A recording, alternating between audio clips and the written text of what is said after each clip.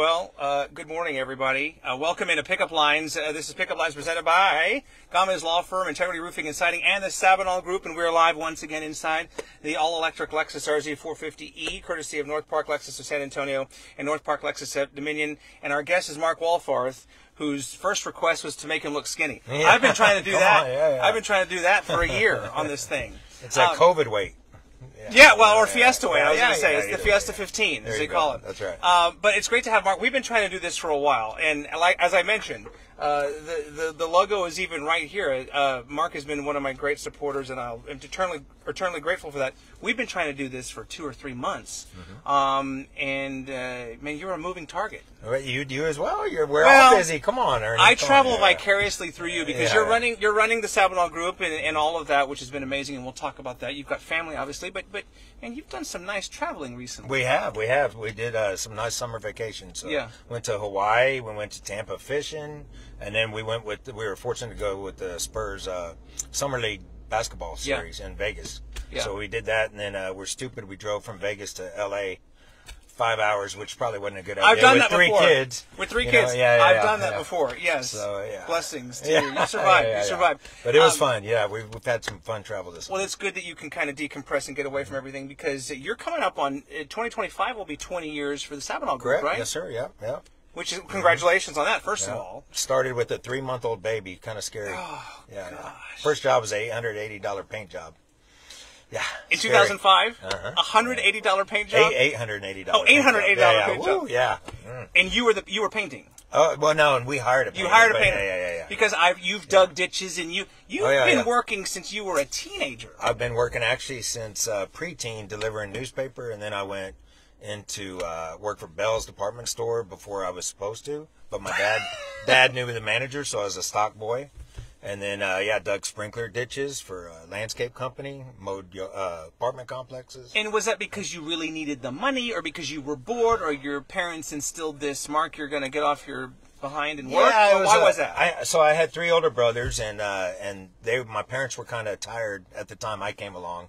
So they didn't have much time for me, although it was a great childhood. Yeah. But, they just instilled the fact that, hey, if you want something, you need to work for it. You need to earn a living. So I've been working forever, it seems like, and worked my way through college, all that fun stuff. At what point did architecture, design, structures, buildings, those kinds of things, when did that come into your life and you made that connection that I like this and I might make a living off of this? So I've always been interested in the built environment because it's actually something you can touch and feel and see. It's tactile. Yes. Yeah. So in high school, for whatever reason, I took a drafting class and I did fairly well. You went to Marshall? Yes, sir. Okay. Yeah. So you're drafting at Marshall? Will Rotzler drafting. Oh yeah, 1986. Okay. Yeah, we did some state competitions and I won some state competitions.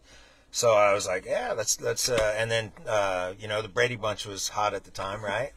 So Mike Brady was a famous architect. Architecture. Robert Reed, the late actor. Yeah, that's right. Yeah. So we're dating ourselves a little bit. Yeah, just a little bit. Yeah. So I went. I paid my way through college. Went into college, studied architecture, and I worked for a framer building homes.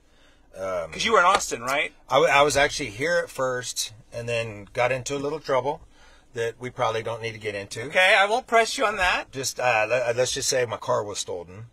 So I had to pay for a car, pay for college, etc. So I laid out a couple of years. Okay. And worked for an engineering company, actually drawing as-built on a fiber optic line in Van Horn, El Paso, Tulsa, Albany, New York. And it kind of hit a glass ceiling with that company, and I was like, I really need to get back to school.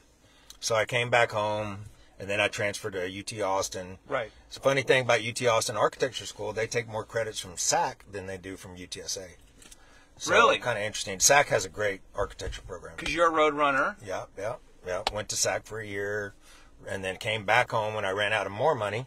So I came back home, and thankfully my parents let me live with them. Yeah. For free, and finished up, went to UTSA and finished up in architecture. Yeah. I think that investment turned out okay. Yeah, I did. You did all right. I did. So after that, 6 years in architecture, moved up to Austin, working for an architecture firm, back and forth to Dallas, same architecture firm, and making $19,000 a year. And I did a job with a contractor, and he's like, man, you need to get in general contracting. You don't need to be in architecture. So he gave me a $10,000 raise right there. Wow. So 19 to 29. Ooh, I was killing it. You were, man, living large. Are yeah. your parents still around? No, sir. My dad died in 2000, and my mom died in 2013. So your dad didn't even get to see the Sabinal Group, and No, and it was so one of the projects for the GC I worked with in Austin, I did the Bob Bullock History Museum, right?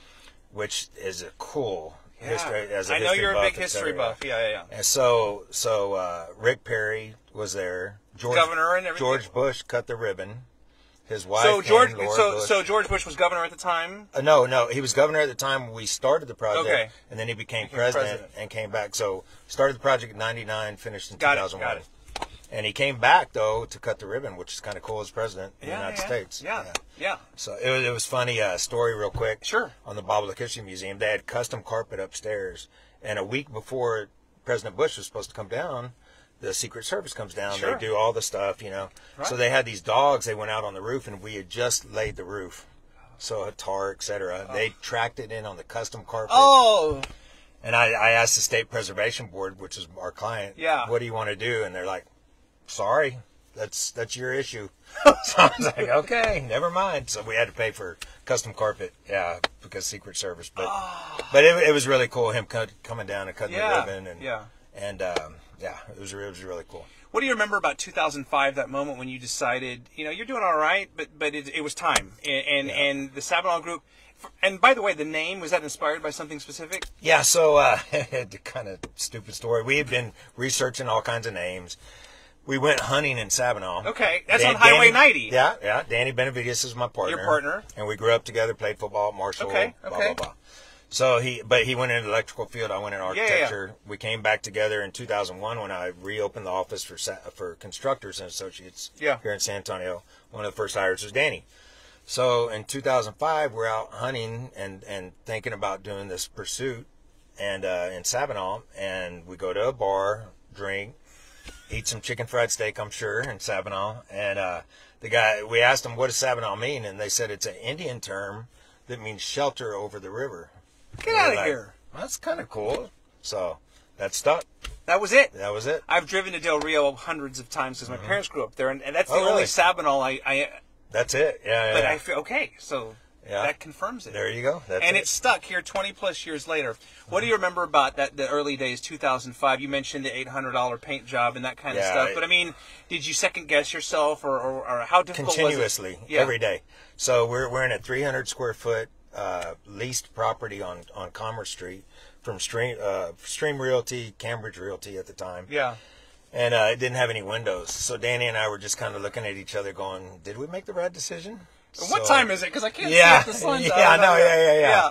So that first job, and then we were pretty blessed. We did I can't remember, the first year I think we did $1 million, and we don't do a ton of volume. We do 25, 30 million in that range. Right. But I learned a long time ago, revenue doesn't equal profit. So every project pretty much that we have is repeat. So it's we've been blessed. Well, it's interesting because you go to the website, by the way, which is sabinal-group.com, sabinal-group.com, and I think it's like at least 3 pages of projects that you've done, and most, if not all of them, are household names. The Bob Bullock, Austin, San Antonio. There's the Spurs. Obviously, I would say probably one of your biggest, most recent projects has to be the Rocket La Cantera. Definitely. Yeah, the Spurs. We've our first project was back when I was with Constructors. We got a phone call from then Project Control Bob Crittenden. Yeah. Said, hey, we're trying to pass our finals on the AT&T Center. This is 2000, I guess it was. Yeah. Or 2001, and we need a welder. Do y'all have a welder? Yes, sir. Let's go. So we went and welded up some stairs and some railings and stuff, and that was our first job with the Spurs, and then we've been working with them ever since. And is that relationship? You built a relationship. Yeah, definitely. Those guys over there, I love those guys. Bobby Perez, Phil Cullen, Brian, all those guys, Joe Reyes, Mike Setzer. And it's all reciprocal, We have season tickets. We've had them since '99. Yes, you have. Yes, you have. And so when you say you did, for people who don't understand what you do for a living or what the Sabinal Group is, when you say you did the Rocket La Cantera, essentially what exactly did you do? So there's a lot of components of the Rocket La Cantera, obviously. Right. The practice facility, we teamed up with Jowers Construction here in town. Sure. Gary Jowers. Yeah. fabulous company. They did a great job. We didn't do a whole lot on that project, but we did a little bit. And then we ended up doing the Spurs Club, which is 10,000 Right. square foot private club Yep. inside the practice Yep. facility. First of its kind in the NBA, by the way. Yeah, it's beautiful. Yeah, really cool. And then we built the restaurant out front, Rock and Martillo, which is the Rock and Hammer. Is that Jason Dady's place? It is okay, Jason Dady's place. restaurant. Yeah, Fabulous. If you haven't been there, great food. it's on my list. Yes. Yeah. Well, we'll have to go. I've heard the drinks are really good There too. you go. So, There you so- go. Well, okay. I wouldn't know that. I mean, I've heard. Yeah, I heard. Yeah, no, it's a great. And then the plaza out front and some other miscellaneous stuff for the Spurs. So, but yeah, that was a big one. Yeah. But there's just a coolness factor to be able to do those kinds of things. And I tell people, you've almost certainly driven by or seen a Sabinal Group project. You just didn't know, but I mean, you've done all kinds of things. I tell you, our first big project kind of put a feather in our cap was the Museo Alameda, which was a Smithsonian at the time. Yeah, downtown is like the silver. Yeah, right over here. Yeah, with the the beautiful panels. on it. Yep, Yes. By Mi Tierra and everything. That Market was Square. thanks to Bob Crittenden and Henry Munoz. If you remember Henry that name. Munoz, sure. Lord Henry, sure. yeah. So that was kind of our first large project. Was that when you realized that okay, I think we're going to be yeah, good? Whew, yeah. The sweat came off. We actually went in an office that had windows after that. Okay. Yeah. Moving on up. Yeah. Yeah. So yeah, we did well after that. Yeah. So we're here, and by the way, you're downtown. We're here outside your office. What is a typical day like for you? Yeah. So a typical day starts about. I wake up at 6:30. I'm here about 7:15, 7:30. Right. And I'll start with doing the mail, the pay applications, the paperwork, etc. I mean, I'm a paper pusher is what my job is at this point, which isn't very good because I love to get out in the built environment. So, but I typically go to the project meetings, which are once a week, and do that. But yeah, it's a lot of paper pushing at this point. But you like to visit sites and be... Yeah, definitely. More hands-on, see what's going on. We're doing a cool project right now, the World Heritage Center for the city of San Antonio. It's a 5,000 square foot building, but it's going to have exhibits. It's kind of like the Balboa Kitchen Museum a little bit, on a smaller scale, obviously. Yeah. But it has metal panels, these domes that are coming up. Real cool project. So. And I mean, you get the history sense because you really, really love history and preservation and those kinds of things. Yeah, my great-great-grandfather came here from Germany in the 1860s and did all kinds of stuff, and I can't imagine what city San Antonio was like back then. But yeah, he had all kinds of jobs. He was a chef at the Gunther. What? He built a mercantile business at 5 Points. Wow. That got demolished in the 90s because of a roadway project. But yeah, it's all kinds of stuff. But history definitely intrigues me. Yeah. You know. And I should mention you have a family, a lovely wife, Brittany, and so that they keep you very busy. And, Yeah. I've got a great wife, great kids. You know, and one of my deals in Heartfelt is you got to leave your kids a better off place than you had, and if you can do that, you're a success in my book. So that's what I'm trying to do with my kids and instill that in my kids. I think so. But this is fantastic. You brought, by the way, he's provided swag. Thank you very much, by the way, for the swag here. You even brought one of your. You've got. Let's show this thing off here. You got this is. You probably wear this better than I would. Oh yeah. The trouble with me though, I'm a kind of old school. I don't wear a hard hat and vest very often, and goggles, safety goggles, all that PPO stuff. Yeah. You know, I'm just can't get into that. Because you got a hard hat already. Is that what it is? I'm supposed to, and I will if I'm asked at a job site. But yeah, I don't want to get you in trouble or anything here. I'll get myself in trouble. And you got me. This is a really nice fishing shirt here with the logo same and style everything. right here. I love it. Yeah, I love it, man. We're gonna have to go fishing. There you go. Okay. I can eat fish, but I'm not a very good fisherman. I bet you are. You brought a couple things here that we want to show off, and I'm telling you, the cool factor is off the charts.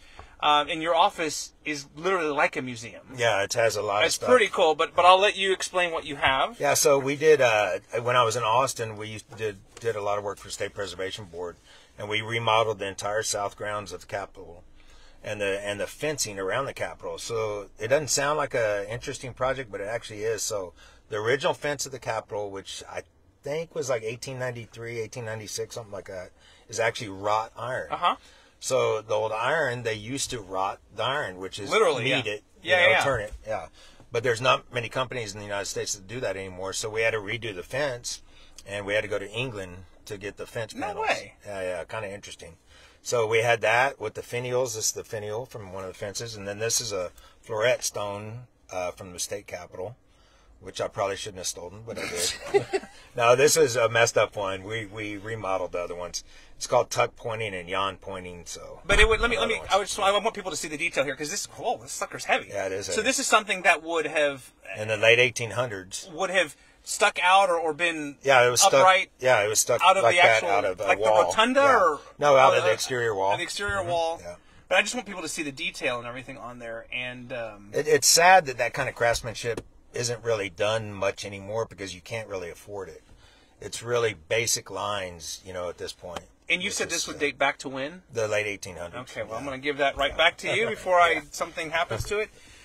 Coolest project or two that you've ever worked on that maybe we don't know about? I'd have to say State Preservation Board, the Bob Bullock History Museum, because, Bob Bullock was a Democrat. Right. George Bush was a Republican, but back then people got along. Yeah. Unlike a little bit of politics today, but anyway, which I think we need to get back to that, personally.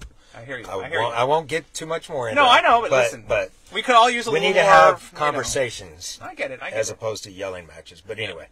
So, but he passed away, and then his wife came, Jan Bullock, and George Bush, Rick Perry. I mean, it was just a cool vibe. Right. Having that, and it's a State of Texas History Museum. So it's literally. Yeah, literally. It's right in your wheelhouse. Yeah, so that probably is one of the top projects I can never top. And then obviously the Museo Alameda, and then the Spurs recently. The Rock and everything, La Cantera. Well, all this exposure to Austin and just kind of, you're very well connected, obviously, met some very influential people. Have you ever considered running for office yourself? I have a lot of skeletons in my closet. Oh, no, wait a minute. But I do have a passion for politics, and I wish politicians would be more honest with themselves and honest with their constituents. Okay. And I don't know personally, but yeah, it's definitely a passion. Yeah, and I wish more people would get out and vote. 10% of the population decide. Voter turnout is not. It's just crazy to me. I don't understand, especially when it affects you so deeply and locally. In local elections, we get out 10%. It's crazy. Yeah, no, you're right. I don't understand it. I would definitely agree with you that there could be some improvement there, and it's a presidential year, election year, so maybe we'll get a little bit higher more turnout in November and everything. Yeah. We'll have to see. A couple more minutes here with Mark Wohlfarth, the man, or I guess co-founder, if you will, of the Sabinal Group. You guys are doing really well right now. Thank you. Anything specific that you said you're working, the World Heritage, anything else in the works that you would want to tell us about? Yeah, so we're working on the World Heritage. The exhibit portion just came up, so we're going to be working on that fairly soon. And then we have a couple projects coming up that aren't necessarily ready to announce yet, but I think it did hit the paper. So the tower reconstruction, the Tower of the Americas. Yep. Kind of a scary project. We're going to scaffold the entire thing. When is this going to happen? Underneath. Probably in the next few months, around October. So take your pictures now before it's gonna have a shell around it. And actually, I think that, don't quote me on this, but obviously you are. But it's the restaurant's gonna shut down for a period of time, 3 to 6 months ish. Yeah. Sometime probably start of next year. Well, because what is it now? It's 60 years old now? Or? Yeah. Oh, 68? The tower? 68. Yeah. Whatever. 50 something. Math, I can't. I haven't. 56. 56. Thank right? you, Mark. Yeah, right? 50 something years. Yeah. Okay. Okay. I didn't. So I did not know it's going to be an interesting project, but it needs to be renovated. No, I know. I've seen some of the news reports, and I've read about it. So it's 50 plus years old. Yeah, the rail track on the elevator is going to be repaired. The underneath, so we're going to take off all the metal panels, redo all the plumbing underneath in the kitchen, and all that fun stuff. So, yeah, it's going to be an interesting project. Tower of the Americas 2.0. Yeah, very cool. Yeah. Before we wrap up, I do want to mention too, because I've seen it firsthand. Your philanthropic side. You're very active in the community. We may have first met in the Fiesta. We're going to Ray Feo community, and I've seen you at countless galas and stuff, and I know that's something that's important to you as well. Actually, we met a long time ago when you were doing Well, sports. that's true. We go back a lot further. That was a brief encounter. That was a brief, yeah. You're right. No, your memory's better than mine. That's with, what's his name? Come on, what was his name? The sports guy. Well, at Fox? Chuck Migatinic? No, not Chuck. This was a Dean. Dean Acosta. Dean Acosta. Yeah, Dean Acosta. Yeah. That's you. Now you're That going was turn a of the century. long time ago. That was a long time ago. Turn of the century. Yeah. But no, philanthropic. Yeah, tropic. You know, definitely Raphael, and it's about the kids. You know, we're providing scholarships for these kids that some of them can't necessarily afford to go to college or a trade school. Yeah. And which John McFadden did that last year, which was awesome. We're going to hand out 100 scholarships in September. Yeah. Next Friday. Week. Well, Friday is Friday's so tomorrow is the scholarship kiddos that are going to go to the 2-year and 4-year universities. Mm-hmm. I believe in September we're going to go to St. Philip's and do the 100. Again, don't quote me on that, but I believe that's how it's going to go. But you're right that the trades, and you can appreciate that. I mean, you know, given 100 scholarships. Yeah, man. You know, I my background's a little unique. I was born and raised on the North Side, but I went to Patton F. Middle School, which is kind of a tough school, kind of inner city at this point. So I can see firsthand people that can't necessarily afford. I couldn't afford to go to college. I had to pay my way through college. You did pay your own way. Yeah. It took me 8 years to pay my own way through college. So if you can give these kids a leg up, and if you can break that chain of one kid, you know, that is in poverty, right, and they can get a leg up and break that chain on that family. Break the cycle, yeah. Yeah. I mean, generational exactly. change. Yeah. So it's a beautiful thing. I love it. Well, you've been blessed, right? You know, what do they say? To whom much is given, you know, and you have given back for sure, and we've seen that. And I suspect you have more giving ahead of you in the years to come. Yeah, definitely do. So yes, that's awesome. Well, I appreciate it. I appreciate your support quite literally here. The Sabinal Group has been great. The swag as well. I've watched what you've done kind of from afar and just admired what you've built. And, I mean, you're coming up on 20 years next year, and so... We'll have to have a party. Right. You need an MC or you know, there you go. I like that. Man, congratulations. Thank you so Mark much. Wohlfarth. But hey, we got to hug it out, brother. Hug it out, man. Come on, man. Come on, buddy. Oh my God. You know, there he is, Mark Wohlfarth. The first hug I think I've ever gotten on Pickup Lines. I appreciate it. It came from a guy. Oh, man. Well, you realigned my spine. I think that's all good. Continued success to you. Thank you. I appreciate it. I really appreciate it. There you have it. Another episode of Pickup Lines presented by Gamez Law Firm, Integrity Roofing and Siding, and Sabinal Group. There you have it. We'll be back again very soon with another episode. Have a great day. We'll see you. Bye for now. Thank you.